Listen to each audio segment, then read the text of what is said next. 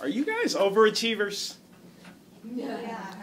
Of course you are. You're Toastmasters. I've been an overachiever myself for a while. It actually started when I was 8 years old. See, ladies and gentlemen, at 8 years old, I wrote my first book. You see, that all started with my mom. My mom was a very wise soul and a very vivid storyteller. Tells me stories full of wild and improbable tales. But she would always end by saying, Tremale, the best stories are the ones you create. And she put a notepad on my bed and handed me a pen. And I looked at her, and she said, go on ahead, write. And so I did. And I wrote a book full of 10 pages, 100-point font, and 10 pictures per page. In school, I broke up circles of friends with my ability to do math in my head. They'd say, why are you going over there next to him? Because he's a human calculator. I didn't bring it today. Yeah. It's just another day in the life of an overachiever. So when the next school year started up, I was ambitious. I was going to turn all those B's and C's into A's. I walked into class with my head held high. And the first assignment I got, number 2 was on it. I was shocked. I'm used to being number 1 in all that I do. But second had a few words after it. 2nd grade English. I was in the 8th grade. I wasn't an overachiever. I was remedial. I was a fool. Human calculator?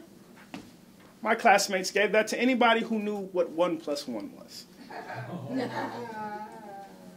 What would you do if you discovered that your life as you knew it was a complete lie? I went on. Looked my mom right in the eyes. I said, Mom, what's wrong with me? She said, sit down, son. I'm not your first parent. I'm actually your 4th. You see, your father died before you were ever born in an incident reportedly related to drugs.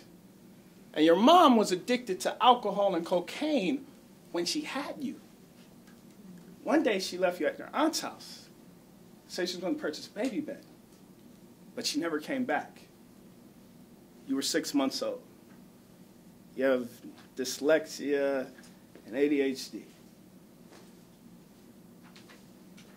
I hear her talking, but the only words that I hear are my own. You really thought you would make it out of Watts? Were you that stupid? You're a borderline illiterate foster kid.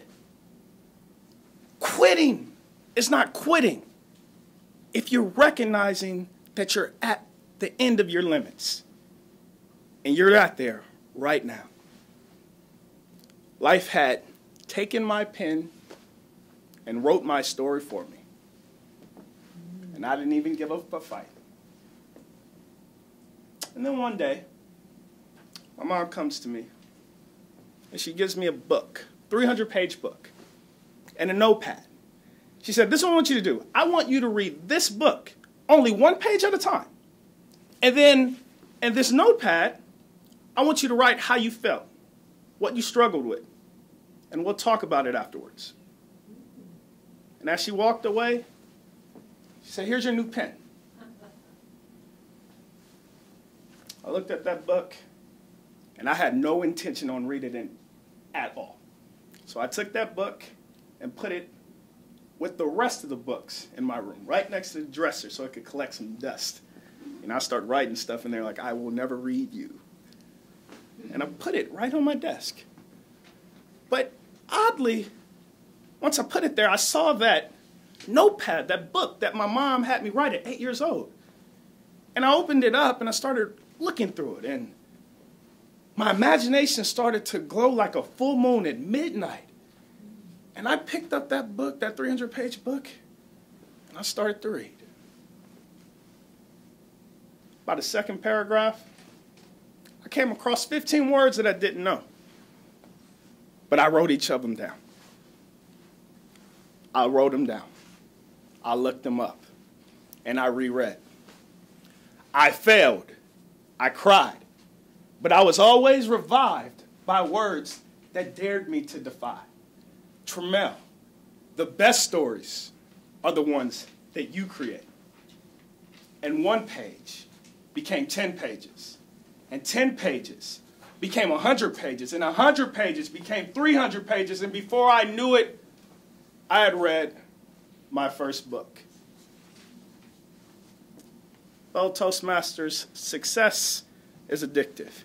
You see, because that little English book that my mom gave me became my math book. And that math book became my degree. And that degree gave me the confidence to be who I am today. I can still hear my mom at my graduation saying, well, Mr. Human Calculator, I guess you were an overachiever all along. I said, Mom, I think I want to speak. I think I wasted $40,000 on a degree I don't want to use. She said, well, son, it always starts with a whisper. Everything starts with a whisper. Have you ever had a whisper that replayed in your head? A whisper that when heard would embolden you to take on life and create any image that you wanted? Whenever life tries to take over my pen, I hear my mom whispering to me, Tremale, the best stories are the ones that you create.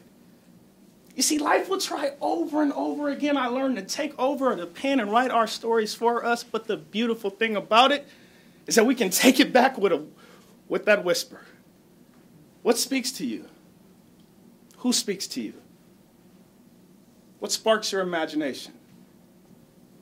Take those voices and let it become the cry of your soul. The best stories are the ones you create. Madam Toastmaster.